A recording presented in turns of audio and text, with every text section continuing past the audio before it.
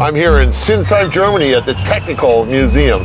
But if it was 2003 and you wanted to cross the Atlantic real fast from the United States to London or France at a speed of Mach 2.2, you would have done it in this, the Concorde.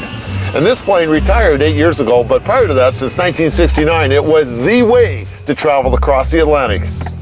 Now, I remember from when I flew in the Concorde as a passenger, of course, many years ago, I remember you essentially had two takeoffs. You had the first takeoff, which was a normal flight.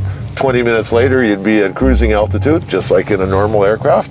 So we got over the ocean where you could get to Mach 1 and break the sound barrier, and where the sonic boom would be safe over the ocean there. We'd already be flying level. And then there was a little Mach meter at the front of the cabin. We could all watch that as it was getting up there. And then there would be, at Mach 1, a big celebration. They'd crack open some champagne and everybody would have a glass of champagne as we broke the sound barrier. By Mach 2, it was kind of old news. But anyway, as we were cruising along at the first altitude, 35,000 feet, we'd get ready to do essentially another takeoff and go up again. And now we'd hit the next cruising altitude, which was closer to 60,000 feet.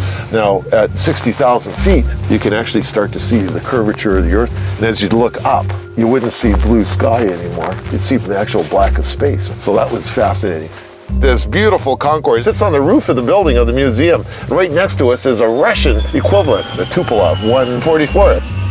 If it was 1970 and you were on the other side of the Cold War in the Soviet Union and you wanted to fly really fast, you'd be on this, a Tupolev 144. Otherwise known as the Concordski, a very fast Russian plane flying at Mach 2 point something as well.